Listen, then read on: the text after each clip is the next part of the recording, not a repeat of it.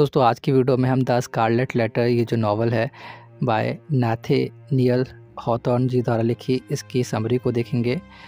दोस्तों ये जो स्टोरी है इस नावल की वो स्टार्ट होती है 17th सेंचुरी के एक बॉस्टन शहर में। और उस समय क्या था कि उस समय की जो सोसाइटी थी दोस्तों बहुत ही ज़्यादा रूढ़िवादी थी और उस समय के जो लोग थे वो बहुत ही ज़्यादा धार्मिक वैल्यूज़ को सबसे ऊपर मानते थे। तो होता ये है दोस्तों वहाँ पर इस स्टोरी में इस नावल में हो ये रहा है कि एक लड़की है हेस्टर जिसको जेल से बाहर निकाला जा रहा है और उसके हाथ में एक लड़की है, छोटी सी एक बेबी है और वो अपनी बच्ची को गोद में लेकर एक जेल से निकल रही है। और जेल से निकालने के बाद उसे एक चबूतरे पर खड़ा कर दिया गया है। 3 घंटे तक उसे खड़ा रहना है लोगों के बीच चबूतरे पर। तो वहाँ पर वो खड़ी है और लोग उसको बार बार आकर देख रहे हैं।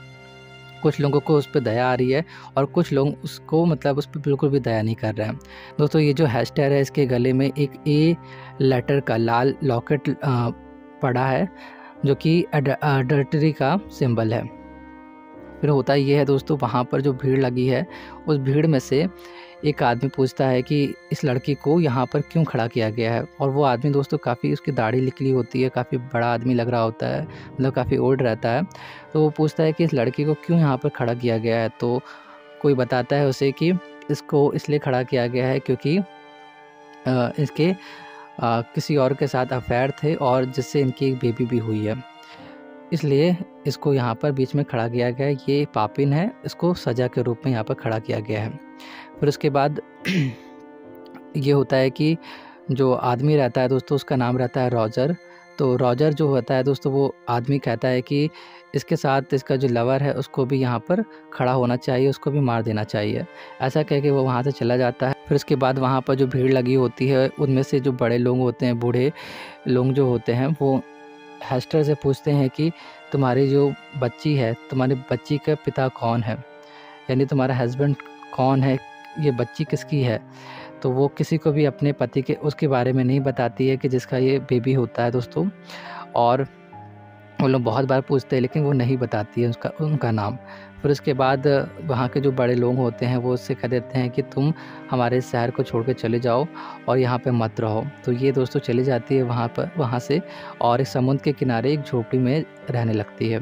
जैसा कि मैंने अभी आपको बताया दोस्तों, रॉजर नाम का एक आदमी पूछ रहा था कि इसको क्यों यहाँ पर खड़ा किया गया है। तो वो यहाँ पर दोस्तों यहाँ पर देखा जाए तो वो हेस्टर जो लड़की है वो उसका पति है और वो यहाँ पर हेस्टर को बॉस्टन शहर में उसने भेजा था और उसने कहा था कि मैं भी आ जाऊँगा, लेकिन ये वो आ नहीं पाया था। तो 2-3 महीने हो गए, काफ़ी दिन बीत गए। तो फिर हेस्टर को लगा कि इसका पति मर चुका है और फिर उसने अफेयर दूसरे व्यक्ति के साथ उसका अफेयर हो गया था जिससे एक लड़की उसकी हुई थी।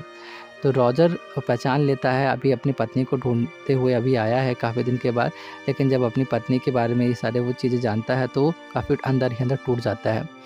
फिर उसके बाद यहाँ पर दोस्तों वो अपना नाम बदल के रह रहा है और साथ ही साथ यहाँ पर वो जो मेडिसिन है उसकी प्रैक्टिस के लिए यहाँ पर रुका हुआ है। यहाँ पर वो एक डॉक्टर के रूप में है। फिर उसके बाद होता ये है कि जब झोपड़ी में रहकर समुद्र के किनारे जाकर जो हेस्टर है और जो उसकी लड़की है दोस्तों, उसकी लड़की का नाम है पर्ल, और वो दोनों माता और बेटी जो है वो एक समुद्र के किनारे एक झोपड़ी में जाकर रहने लगती हैं। वहाँ पर अचानक से एक बार जो पर्ल है उसकी तबीयत ख़राब हो जाती है। तो उसको देखने के लिए, उसकी तबीयत को ठीक करने के लिए जो रॉजर है वहाँ पर जाता है, क्योंकि ये दोस्तों प्रैक्टिस कर रहा होता है मेडिसिन की, एक डॉक्टर के तौर पे रहता है। तो वहाँ पर वो जाता है। फिर उसके बाद हेस्टर को बताता है सारी चीज़ें कि मैं ही उसका पति हूँ। और फिर उसके बाद हेस्टर से पूछता है कि तुम्हारे जो लवर है उसका नाम क्या है, मुझे बताओ, मुझे बहुत गुस्सा आ रहा है उसके ऊपर। फिर उसके बाद हेस्टर उसको मना कर देती है, नहीं बताती। वो बहुत ज़्यादा पूछने की कोशिश करता है लेकिन वो नहीं बताती है।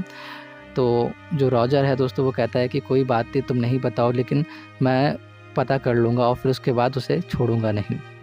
तो फिर ऐसा करके वहाँ से चला जाता है। फिर उसके बाद दोस्तों यहाँ पर एक कम्युनिटी सर्विस के लोग कुछ आते हैं और ये जो हेस्टर है और उसकी बेटी है, अब उसकी बेटी दोस्तों कुछ समय बीत जाता है तो बड़ी हो रही होती है। तो फिर वो कम्युनिटी जो सर्विस के लोग होते हैं वो उनको देख लेते हैं और फिर उसके बाद हेस्टर से उसकी बेटी को अलग करने लगते हैं, क्योंकि वो कहते हैं कि तुम्हारे जो पास्ट रहा है उस तरह का जो पास्ट है उसका असर तुम्हारी बेटी पे भी पड़ेगा, जिस कारण तुम्हें अपनी बेटी से अलग रहना पड़ेगा। तो वो बहुत ही ज़्यादा रिक्वेस्ट करती है उनसे और कहती है कि मेरी बेटी ही मेरा जीने का एकमात्र सहारा है, मेरी बेटी को मेरे से दूर मत करो।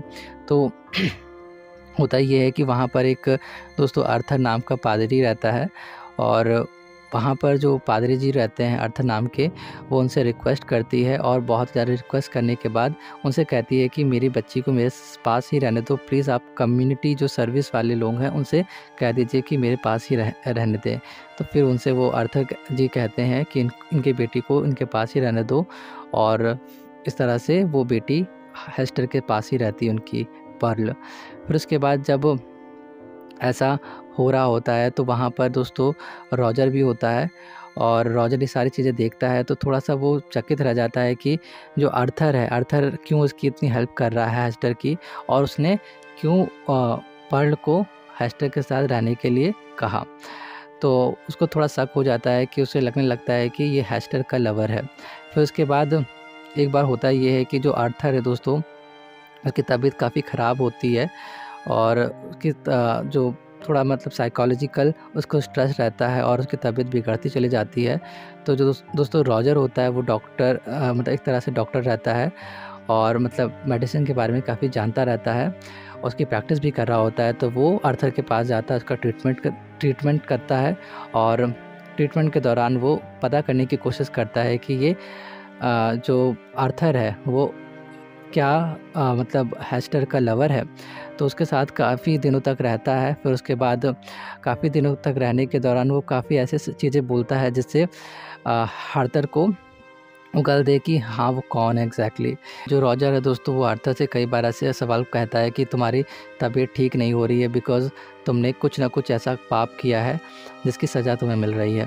और इस तरह से कह के वो बहुत ज़्यादा टॉर्चर करता है आर्थर को दोस्तों, रॉजर। और जो आर्थर होता है दोस्तों, जब भी वो चलता था तो अपने सीने पे हाथ रख के चलता था, या कभी हमेशा सीने पे हाथ रखे रहता था। और फिर उसके बाद हुआ ये एक दिन कि जो रॉजर होता है, रॉजर को थोड़ा-सा शक होता है कि वो सीने पे ही हाथ क्यों रखे रहता है आर्थर। तो फिर एक दिन जब वो सो जाता है तो वो उसकी शर्ट को हटा कर देखता है, और देखता है कि उसके सीने में एक ए नाम का निशान बना हुआ है, यानी उसने मतलब कुरेद के रखा हुआ ए नाम का निशान बनाया हुआ है आर्थर ने। तो वो समझ जाता है कि आर्थर ही हेस्टर का लवर है। फिर उसके बाद होता ये है कि वो आर्थर को और ज़्यादा टॉर्चर करने लगता है दोस्तों अपनी बातों से, और मतलब वो चाहता है कि आर्थर टॉर्चर हो और वो मर जाए। उसको मतलब काफ़ी तकलीफ़ देना चाहता रहता है रॉजर। तो वो बहुत सारी ऐसी बातें बोलता है। एक दिन होता ये है दोस्तों कि जो फिर हेस्टर और जो पर्ल है वो एक फ्यूनरल से आ रही होती हैं। तो अचानक से उनकी मुलाकात आर्थर से हो जाती है। आर्थर दोस्तों वहाँ पर आत्महत्या के लिए जाता है, और रास्ते में उसको हेस्टर और पर्ल जब आ रही होती है फ्यूनरल से, तब उनकी मुलाकात हो जाती है। तो हेस्टर और जो हेस्टर है अपनी बेटी पर्ल से बताती है कि यही तुम्हारे पिता हैं। तो जो पर्ल होती है अपने पिता आर्थर से कहती है कि आप पूरे समाज को क्यों नहीं बता देते कि मैं आपकी बेटी हूँ, ये सब चीज़ें क्यों नहीं बता देते हैं। तो वो आर्थर कहता है कि मैं नहीं बता सकता, क्योंकि अगर मैं बता दूंगा तो तुम लोगों को बहुत ज़्यादा पनिशमेंट दी जाएगी, तो इसलिए मैं नहीं बता सकता। फिर दोस्तों कुछ समय के लिए जो हेस्टर है और जो पर्ल है वहाँ, और जो आर्थर है वो हाथ पकड़ के वहाँ पर खड़े रहते हैं कुछ समय के बाद। फिर उसके बाद वहाँ से वो चले जाते हैं, और जब वो चले जाते हैं तो फिर कुछ समय के बाद जो हेस्टर है और जो पर्ल है उसको पता चलता है कि रॉजर जो है आर्थर को बहुत ही ज़्यादा टॉर्चर कर रहा है, और वो मतलब काफ़ी परेशान कर रहा है। तो वो हेस्टर जो है वो रॉजर के पास जाती है और उसे वो कहती है कि तुम आर्थर को परेशान करना छोड़ दो, क्यों उसको परेशान इतना ज़्यादा कर रहे हो तुम। तो वो कहता है नहीं, मैं उसको परेशान करता रहूँगा, उसको परेशान मैं करूँगा ही।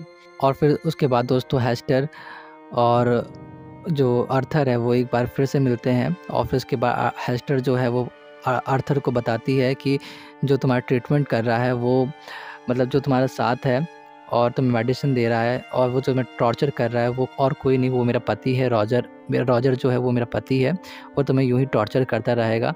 चलो मैं एक प्लान, वो लोग एक प्लान बनाते हैं, और हेस्टर आर्थर से कहती है कि हम लोग यहाँ से चले जाएंगे, बॉस्टन से यूरोप चले जाएंगे और वहाँ पर अपनी एक अच्छी ज़िंदगी बिताएंगे। और फिर उसके बाद जो आर्थर होता है इस प्लान को मान जाता है और वहाँ से वो चला जाता है। तो हेस्टर जो है दोस्तों, जो समुद्री जहाज़ होती है उसकी 3 टिकट कर लेती है, और करने के बाद जो यहाँ पर रॉजर होता है, तो रॉजर को भी इस बात की पता चल जाती है, तो वो भी अपना टिकट करा लेता है। अब होता ये है दोस्तों, अगले सुबह जो आर्थर होता है, आर्थर को एक मतलब पर्व होता है, वहाँ पर कोई पर्व के उपलक्ष्य में वहाँ पर एक चर्च के पास, चर्च में एक भाषण देना होता है। तो वहाँ पर वो भाषण देता है, और भाषण देने के बाद वहाँ पर दोस्तों रॉजर भी इकट्ठा होता है, साथ में हेस्टर और पर्ल भी वहाँ पर इकट्ठा होती है, बहुत सारी पब्लिक भी रहती है। तो वहाँ पर होता ये है कि रॉजर अचानक से पता नहीं क्या हो जाता है उसको, वो अचानक से सारी बातें बताने लगता है। हेस्टर और पर्ल को ऊपर बुला लेता है चबूतरे पर, और फिर उसके बाद वो उससे पूरे जनता से कहता है कि मैं ही मतलब हेस्टर का लवर हूँ, और ये बच्ची जो है वो मेरी है, मुझे भी सज़ा मिलनी चाहिए क्योंकि मैं ही हेस्टर का लवर हूँ।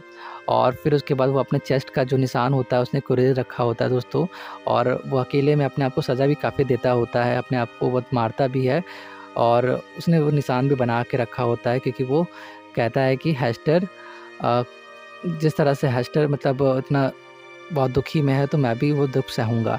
तो यहाँ पर होता ये है दोस्तों कि वो यहाँ पर सबके सामने वो निशान दिखा देता है, और दिखाने के बाद सारे लोग समझ जाते हैं कि हेस्टर और जो आर्थर है ये दोनों ये जो हेस्टर का जो लवर है वो आर्थर ही है। फिर उसके बाद अचानक से वो गिर जाता है, उसको हार्ट अटैक आ जाता है, और हार्ट अटैक की वजह से उनकी डेथ हो जाती है आर्थर की।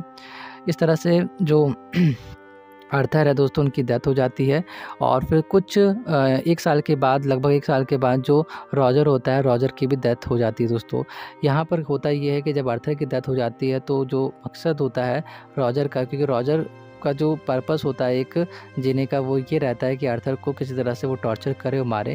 लेकिन जब आर्थर की डेथ हो जाती है तो फिर उसका जो कोई पर्पस नहीं रह जाता उसके पास, और फिर 1 साल के बाद रॉजर की भी डेथ हो जाती है दोस्तों इस तरह से। और फिर उसके बाद दोस्तों हेस्टर और जो पर्ल हैं वो भी बॉस्टन शहर को छोड़ देती हैं और कहीं भी चली जाती हैं। फिर उसके बाद बहुत सालों के बाद हेस्टर वापस आती हैं और उसी झोपड़ी में रहने लगती हैं, लेकिन अभी भी उसने अपने गले में उस लॉकेट को पहन रखा होता है। और यहाँ पर उसको जो हेस्टर है दोस्तों, पर्ल के उसको मैसेज वो पत्र आते रहते हैं, लेटर आते रहते हैं, और उसमें लिखा होता है कि मैं बिल्कुल खुशी हूँ। और यहाँ पर होता ये है कि जो पर्ल है दोस्तों बड़ी हो गई होती है और उसकी शादी हो चुकी होती है एक यूरोपियन अफसर के साथ। तो उसके लेटर अभी भी उनकी माँ के पास आते हैं, और जो बेटी है पर्ल वो बहुत ज़्यादा खुशी रहती है अपने परिवार में।